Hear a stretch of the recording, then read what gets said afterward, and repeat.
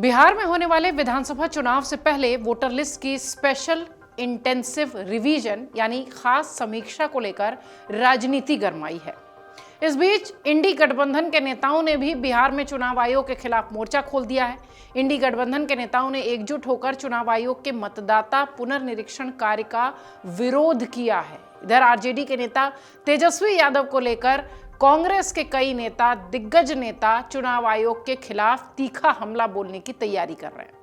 इस बीच एआईएमआईएम के प्रमुख असदुद्दीन ओवैसी ने भी बिहार में मतदाता सूची के स्पेशल इंटेंसिव रिवीजन को लेकर बड़ा बयान दिया है। इसके साथ ही ओवैसी ने कहीं ना कहीं कांग्रेस आरजेडी का साथ देते हुए चुनाव आयोग से बड़ी मांग कर दी है। आपको बताते हैं कि असदुद्दीन ओवैसी ने ऐसा क्या कुछ कहा है कि इंडी गठबंधन के समर्थन की बात तेज होने लगी और यह कहा जाने लगा कि ओवैसी तो अब तेजस्वी और कांग्रेस का साथ देंगे। बिहार में इस साल विधानसभा का चुनाव होना है, कुछ ही समय बचा है। चुनाव से पहले वोटर लिस्ट की स्पेशल इंटेंसिव रिवीजन पर सियासत थमने का नाम नहीं ले रही है। बिहार मतदाता सूची पुनर्निरीक्षण का मामला सुप्रीम कोर्ट तक जा पहुंचा है। सोमवार को दोपहर में नेता प्रतिपक्ष तेजस्वी यादव के नेतृत्व में पूरा विपक्ष एकजुट हुआ और आरजेडी के कार्यालय में प्रेस कॉन्फ्रेंस हुई। सभी नेताओं ने एक स्वर में 9 जुलाई को पूरे राज्य में चक्का जाम करने का ऐलान किया है। एकजुटता इंडी गठबंधन के नेताओं में दिखाई पड़ रही है या यूं कहें कि बिहार में महागठबंधन में दिखाई पड़ रही है। बिहार में वोटर लिस्ट के स्पेशल इंटेंसिव रिवीजन पर तेजस्वी यादव कहते हैं कि 5 जुलाई को हमने चुनाव आयोग से मुलाकात की थी और उनके समक्ष अपने सवाल रखे थे। चिंता इस बात की है कि हमें अभी तक चुनाव आयोग से कोई स्पष्टता नहीं मिली है। तेजस्वी ने आरोप लगाते हुए कहा कि बिहार चुनाव आयोग केवल डाकघर के रूप में काम करता है और उसके पास जवाब देने का कोई अधिकार है ही नहीं। चुनाव आयोग ने 3 अलग अलग निर्देश जारी किए। इससे यह साबित होता है कि चुनाव आयोग भ्रमित है। सुनिए जरा तेजस्वी यादव का बयान। 5 जुलाई को इलेक्शन कमीशन गए थे, वहां अपनी बात को हम लोगों ने रखा और मजबूती के साथ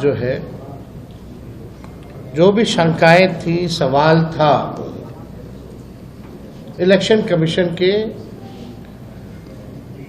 जो बिहार के जो हेड है उनके सामने हम लोगों ने रखा।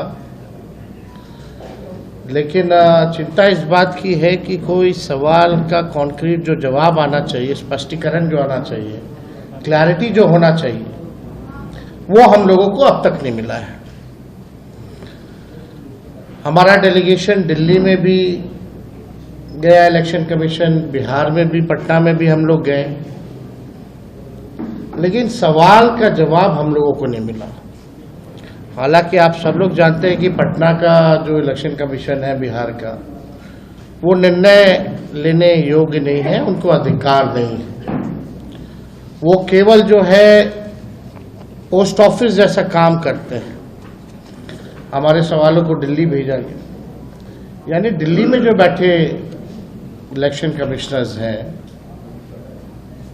अब तक ऐसा क्यों नहीं हुआ कि विपक्ष के सवाल को, जनता के सवाल को आकर एक बार भी अगर प्रेस कॉन्फ्रेंस करके सारी बात को स्पष्ट कर देते, क्लियर कर देते, कोई कंफ्यूजन नहीं रहता।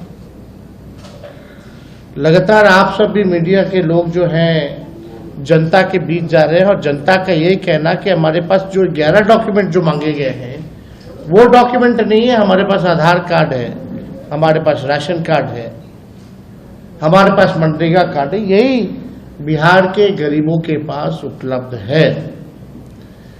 यानी स्पष्ट है कि जिनका 11 दस्तावेजों में से नहीं होगा उनका जो है नाम काट दिया जाएगा।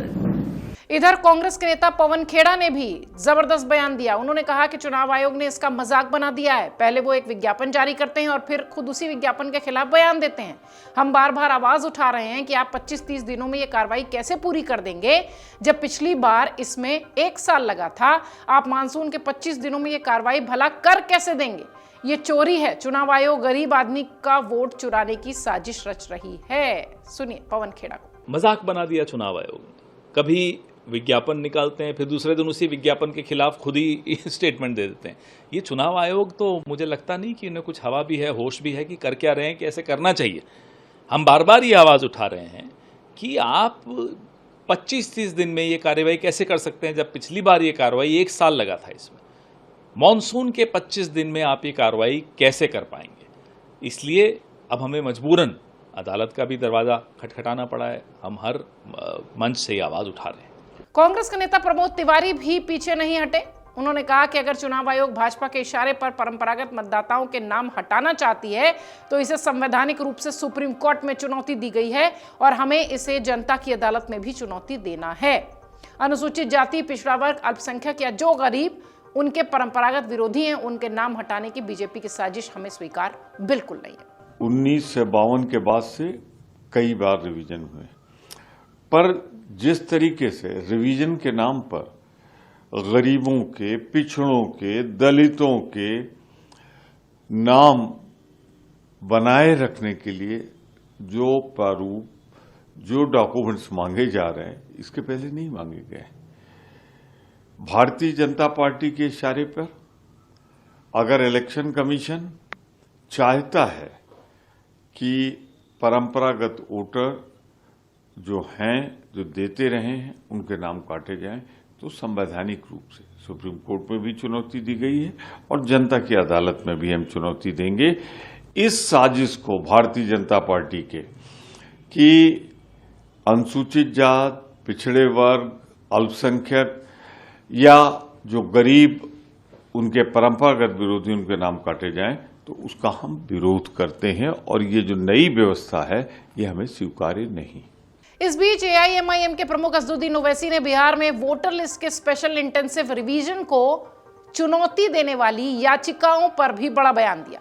असदुद्दीन ओवैसी कहते हैं कि हम सिर्फ इतना कहना चाहते हैं कि इतने कम समय में आप एसआईआर कैसे कर पाएंगे। आप उन लोगों को जन्म प्रमाण पत्र देने के लिए कह रहे हैं जिन्होंने अपना पता बदल लिया, जो अब कहीं और चले गए हों। बिहार में कुछ नहीं हुआ, रोजगार नहीं है, इसलिए वो लोग मजबूरी में बाहर गए हैं।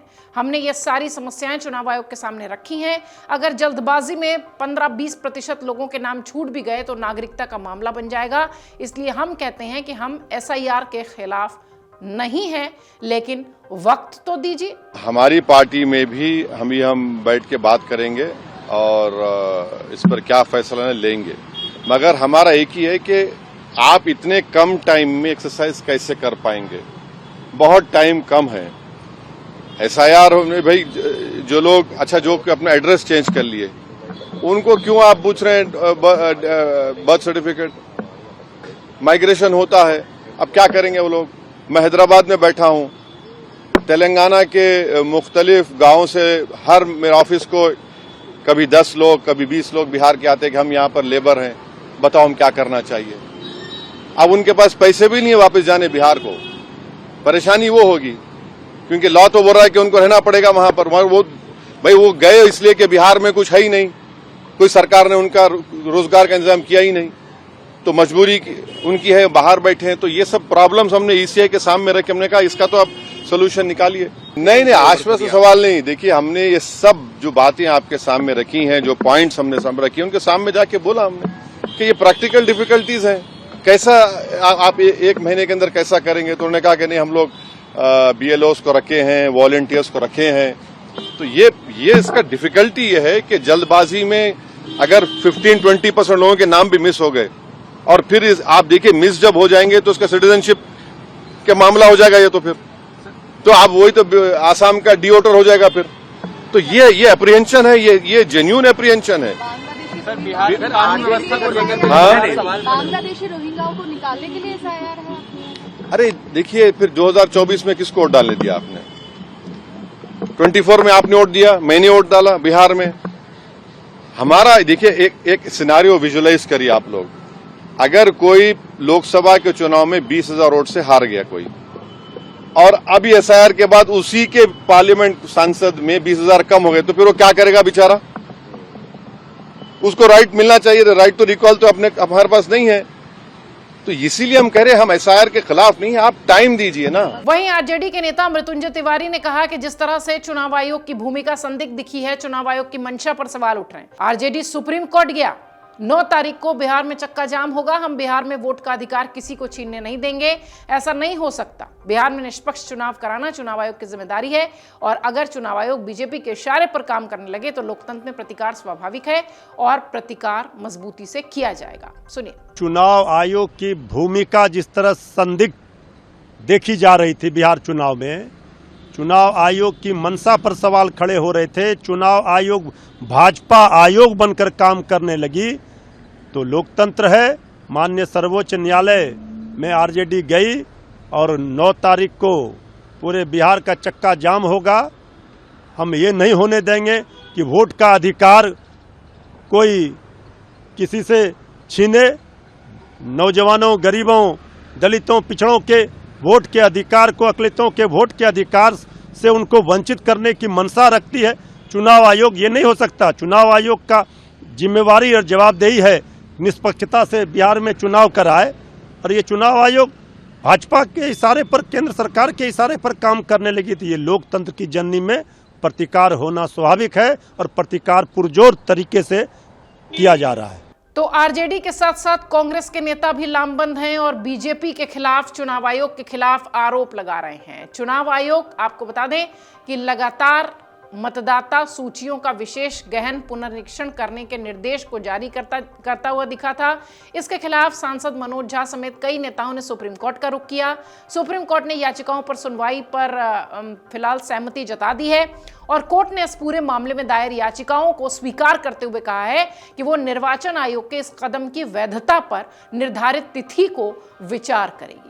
आपको बता दें 10 जुलाई को अगली सुनवाई होगी, लेकिन उससे पहले एसआईआर पर बिहार में घमासान छिड़ा हुआ है।